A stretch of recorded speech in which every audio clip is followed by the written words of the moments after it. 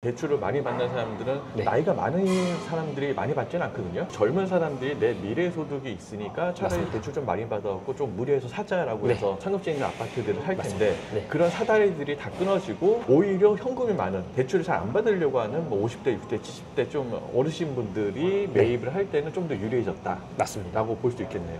맞습니다. 사실 저는 제일 우려스러운 건 뭐냐면 결국은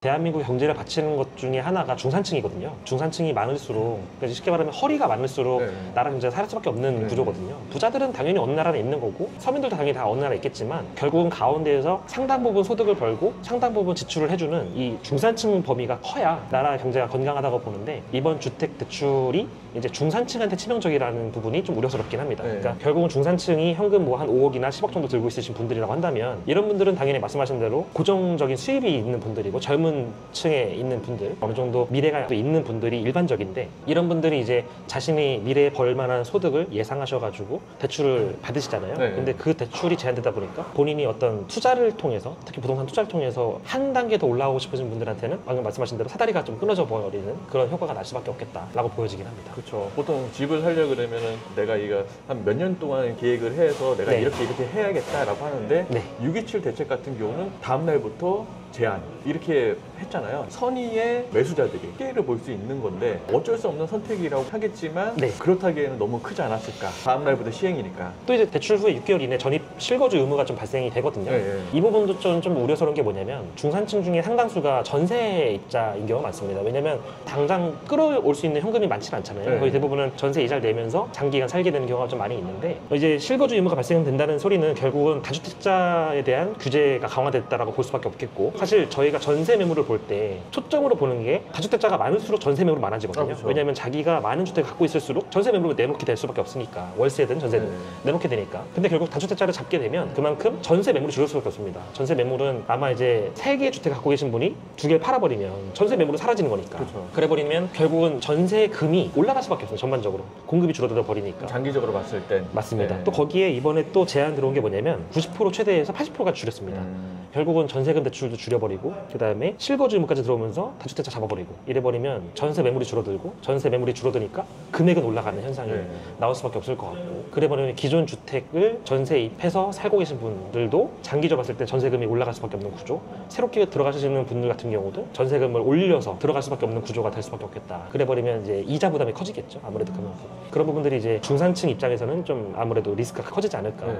저는 사실은 개인적으로 이 주택 대책을 얘기할 때 중산층을 주로 많이 얘기를 하거든요. 어차피 서민층이라고 하는 예를 들어서 뭐 현금 1억 이하로 보시는 분들 같은 경우는 어차피 보시는 지역 자체가 아주 비싼 지역은 아닐 거예요. 일반적으로 네. 경기도로 본다거나 저도 물론 그렇지만 그런 분들 같은 경우는 아무래도 이 재택 대출이 그렇게까지 와닿지 않을 수 있습니다. 그렇기 때문에 제가 주로 말하는 층은 중산층인 거고 그분들한테는 아무래도 이 정책이 좀 치명적일 수도 있겠다라는 생각이 들긴 합니다. 뭐 한 아파트 가격 5억, 10억인 네. 아파트들은 이제 어차피 6억 대출 같은 경우는 크게 와닿지 않는 거고 맞습니다. 뭐 10억 이상 아파트들을 매입할 때 여기서 맞습니다. 이제 이걸 사야 되냐 말아야 되냐 그에 대한 이제 고민이 많으시겠죠. 네. 아무래도 제가는 일산 살고 있지만 네. 경기도 같은 경우에 아파트 물론 뭐 판교나 이런 아주 비싼 아파트들이 많은 그런 지역들 제외하고 일반적으로 서민층이나 중산층이 건드려 볼 수 있는 아파트 같은 경우 대부분 다 10억 내외 혹은 그보다 좀 언더인 경우가 많거든요. 네. 한 5억 내외인 아파트라고 한다면 이 대출 제한이 크게 문제되지 않을 수 있거든요. 어차피 6억까지는 나오는 거니까. 물론 뭐 이번에 나왔을 때 신용 부분을 볼 때 본인의 연소득 이내에서 제한한다 뭐 이런 얘기도 있었는데 네. 그런 부분들을 별도로 하고 일단 대출 총액이라는 부분에 있어서는 어차피 본인의 살 아파트가 그 범위 이내에 들어오다 보니까 큰 제한 사항은 없겠다라고 보실 수 있겠지만 그보다 조금 더 업해서 보시는 분들 같은 경우는 아무래도 크게 와닿을 수밖에 없는 정책일 수밖에 없습니다. 그러니까 627 대책 이후로 해갖고 호가는 계속 그래도 올라가더라고요. 네. 올라가지만 거래량이 네. 급감을 해서 지금 원래 거래했던 거에 한 10분의 1 네. 수준밖에 거래가 안 되고 있는데 이게 네. 또 수요층이 어느 정도 또 무너지게 되면 아마 금액이 좀 아파트 가격이 좀 내려가지 않을까라는 네. 생각도 하게 돼. 그러니까 상급지 같은 경우는 이게 뭐 단기적으로는 솔직히 효과는 있었어요. 한 3개월, 뭐 한 6개월 정도 효과가 있는데 장기적으로 또 다른 정책들이 있어야지 아파트 가격이 좀 하향하지 않을까라는 맞습니다. 생각은 하게 하게 됩니다. 사실 일단 저희가 부동산 학을 공부한다거나 혹은 현장에서 이제 실무를 경험해봤을 때 규제라고 하는 것이 시장 경제를 누르기가 되게 어렵거든요. 네. 정부의 정책 가지고서는 시장을 누른다는 건 쉽지 않은 일이거든요. 또 이제 규제는 또 다른 규제를 반드시 불러와야만이 계속 이게 유지가 될 수밖에 없고, 규제를 한 번 넣어놓으면 그것은 이제 단기간의 효과밖에 안 되기 때문에 그 다음 정책이 어떻게 들어올 거냐, 이게 이제 포인트가 될 수밖에 없는데, 현실적으로 봤을 때 아마 이거보다 더 큰 규제가 들어오지 않는 이상은 계속 유지되기가 쉽지 않지 않을까. 그리고 이번에 토호제 제한했다가 풀었을 때 네. 반등하는 것처럼 이제 어느 정도 억눌려 있던 수요층이 폭발하게 되면은 다시 반등하는 계기가 되지 않을까라는 우려가 있긴 합니다. 네. 근데 이제 아파트를 사는, 아니면 내가 거주하는 주택을 사는 정책 같은 경우는 네. 뭐 미국이라든지 다른 나라 뭐 선진국처럼 아예 정책을 안 만들고 네. 그냥 장기적인 플랜으로 하는 게, 만약에 가격을 100% 올릴 수도 있고 뭐 떨어질 수도 있고 왔다 갔다 할 수 있잖아요. 네. 그런 것처럼 그냥 시장 경제에 좀 맡겨놨으면 좀 낫지 않을까라는 생각을 하는데, 이미 정책이 발표된 이상 이걸 또 정책을 무르게 되면 폭발을 할 수밖에 없겠죠. 맞습니다. 네. 어차피 뭐 진보 정부에서 대선 전부터 공약했던 부분이기도 하고 이미 예상을 했던 부분이었으니까 정책이 나오는 거는 막을 수가 없었던 거고, 다만 저는 이제 경제 자유론자로서 말씀하신 대로 경제는 좀 자유를 맡겨야 한다는 주의자거든요. 그래서 규제가 저는 개인적으로는 집값을 잡는다거나 혹은 경제를 부양하는데 옳지는 못하다라는 생각을 저는 개인적으로 하고 있는 사람이기도 하고, 다만 물론 이제 정책은 나왔기 때문에 이제 정책에 맞춰가지고 이 매수자들이 이제 움직여야 되는 그런 시기이긴 합니다. 이번 정부의 불법 대책이 그래도 단기적으로 효과는 있었지만, 맞습니다. 네, 돈이, 네. 이 자금이 또 어디로 흘러갈지. 맞습니다. 그러니까 뭐 이재명 정부가 대책 이후로 해갖고 이제 빌딩 시장이 예전보다는 더 매수자가 많이 들어오잖아요. 맞습니다. 그에 대한 생각은 어떠신가요? 일단은 저한테는 좋습니다. 저는 뭐 빌딩을 중개하는 사람의 입장에서 예전보다 매수 문의도 많이 들어오잖아요. 훨씬 늘었고 네. 계약도 늘었고, 뭐 당연히 저희 입장에서는 좋죠. 아무래도 이제 아파트를 규제하고 나면 결국은 이게 제가 항상 뭐 매수인들하고 얘기할 때 말하는 부분이긴 하지만, 이 매수인들한테 너네 아파트 사지 마, 너네 뭐 하지 마라고 하는 거는 그 사람한테 욕심 부리지 마라고 하는 똑같은 거거든요. 결국은 사람은 기본적으로 욕심이란 게 있고 더 많은 돈을 벌고 싶은 욕구가 있는 건데, 그 투자 욕구에 있어서 결국은 아파트를 매입을 하든 빌딩을 매입하든 뭔가는 매입을 해서 투자를 해야 되잖아요. 근데 이제 아파트를 매입하지 말라라고 해버리면 결국은 저희 같은 곳에 회사에 와가지고 그럼 나 빌딩 몰래 라고 하는, 결국은 그 투자 욕구가 다른 데로 발현될 수밖에 없다라는 겁니다. 그래서 최근에 이제 매수인들께서 오셔서 맨날 하시는 얘기가 아파트 못 살 것 같아, 이제 빌딩 볼 거야. 결국은 어딘가는 돈이 들어가는 거거든요. 제가 봤을 때는 일단 현 정부에서 이 정책을 계속 고수하는 이상 아파트 투자하시는 분들이 쉽지는 않고, 물론 아까 말씀드린 대로 현금 부자들은 여전히 아파트 삽니다. 다만 이제 문제는 뭐냐면 새롭게 진입하시려는 분들, 특히 아까 말씀드린 대로 현금이 한 5억에서 10억 정도, 아주 많지는 않은 그런 분들 같은 경우는 아파트 매입이 쉽지 않기 때문에 결국은 대출이 좀 더 수월하게 나올 수밖에 없는 이 상업용 건물로 많이 오실 수밖에 없지 않을까라는 예상이 되고요. 저는 사실은 내년 정도까지는 빌딩 시장이 좀 계속 올라가지 않을까.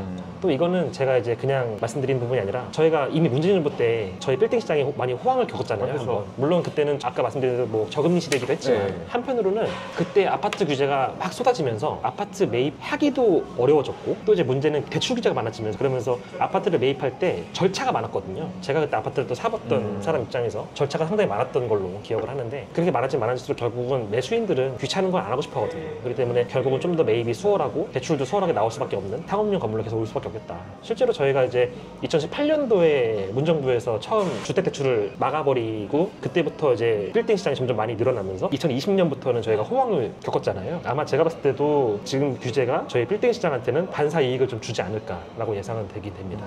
저도 그 이재명 정부 들어와서 빌딩 가격이 오를 수밖에 없는 이유가 좀 있더라고요. 네네네. 한 4가지 정도로 한번 정리를 아, 해봤는데, 네. 첫 번째는 이제 주식시장이 지금 화랑이잖아요. 네. 네, 지금 코스피가 3,200포인트까지 올라왔어요. 맞습니다. 갑자기 급등을 했거든요. 근데 네. 주식이라고 하는 건 6개월 정도 선행을 한다고 하잖아요. 네. 그 주식으로 들어갔던 자금이 아마 나중에 한 2, 3개월 후에 이제 빌딩 쪽, 부동산 쪽으로 들어올 수밖에 없지 않을까라는 네.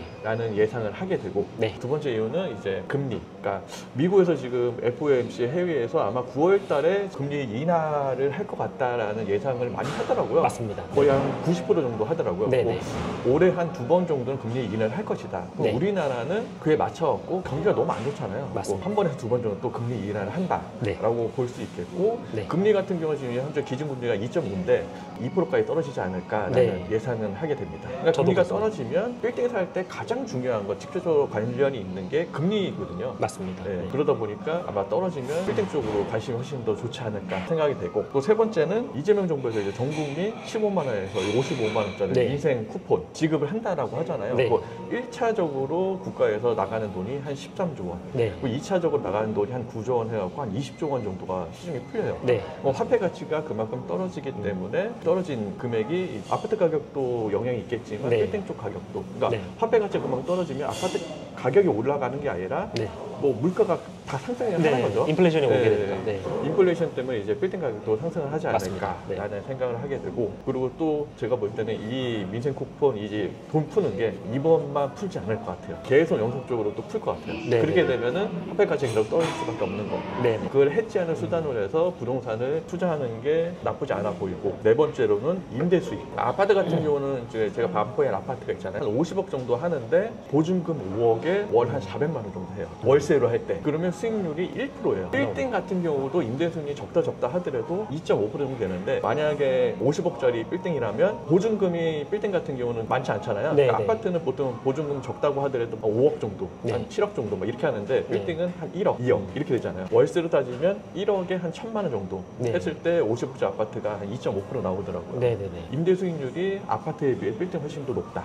그리고 투자하기에 훨씬 더 용이하다라고 볼 수 있겠죠. 그리고 이제 아파트 같은 경우는 이제 지금 아파트가 압구정이라든지 반포라든지 상승장이 됐는데, 빌딩 같은 경우도 주요 지역이 상승할 수밖에 없다. 외곽 지역을 좀 저렴하게 사는 것보다는 차라리 좀 비싸더라도 중심 네. 지역을 사는 게 빌딩 가격 오르는 게 훨씬 더 유리할 것 같다라는 총 4가지를 보고 있습니다. 정확한 것 같습니다. 네. 역시 제가 생각했던 것도 딱 그런 포인트였던 것 같고, 특히 저도 아까 말씀하신 대로 인플레이션이 올 거라는 걸 크게 보고 있거든요. 돈이 시중에 풀리면 풀릴수록 결국 그거는 다 이제 인플레이션으로 돌아오는 게 되는 거기 때문에, 또 이제 어떻게 보면 건물값이 상승한다기보다는 화폐 가치가 떨어져 버리니까 금액 자체로 봤을 때는 높아지는 효과가 시각적으로 보여지잖아요. 그러다 보니까 현실적으로 봤을 때 부동산을 매입할 수밖에 없는 조건이 될 수밖에 없겠다, 이렇게 이제 예상을 되긴 합니다. 아파트 규제는 지금 이거 말고도 계속 중장기적으로 계속 나올 것 같고, 네. 그렇게 되면 아파트보다는 빌딩 쪽으로 네. 이미 넘어올 것 같다라는 생각을 하게 되더라고요. 맞습니다. 저희가 빌딩 쪽 하다 보니까 뭐 긍정적으로 얘기하는 게 아니라, 빌딩 쪽 안 한다고 하더라도 아마 보통 보시는 분들도 그렇게 네. 생각하지 않을까라는 생각을 하게 돼요. 그러니까 누구나 다 그렇게 생각되면은 네. 빌딩 가격이 올라갈 수밖에 없는 거죠.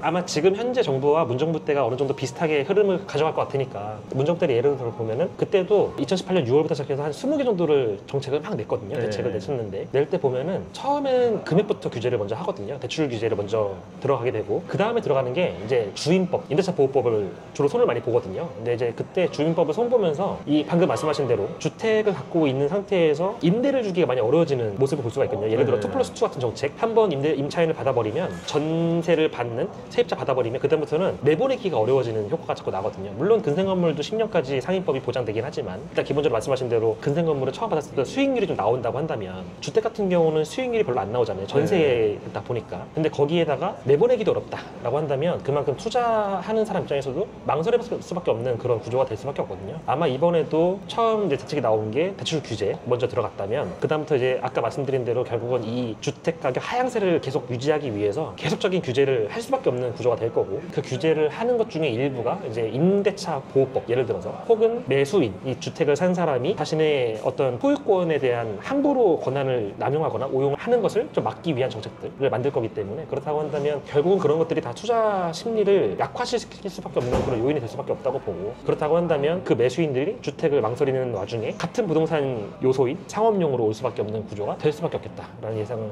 되긴 합니다. 저도 그렇게 예상을 하긴 하는데. 네. 그랬으면 좋겠다라는. 네. 그러면 집 팔고 빌딩 사야 되는 거 아닌가요, 지금? 집값이 올라갈 것 같아서. 그래서 저는 집은 놔두겠습니다. 알겠습니다. 그러면 결국은 뭐 이재명 정부와 그 빌딩 가격이 올라갈 수밖에 없다라는 결론이 되겠네요. 오늘 조인호 팀장하고 같이 뭐 커피 마시면서 얘기하니까 네. 시간이 되게 빨리 지나간 것 같기도 하고, 네, 뭐. 생각보다 오랫동안 얘기를 했어요. 아, 정말요? 저 한 5분 지나지 않았나요?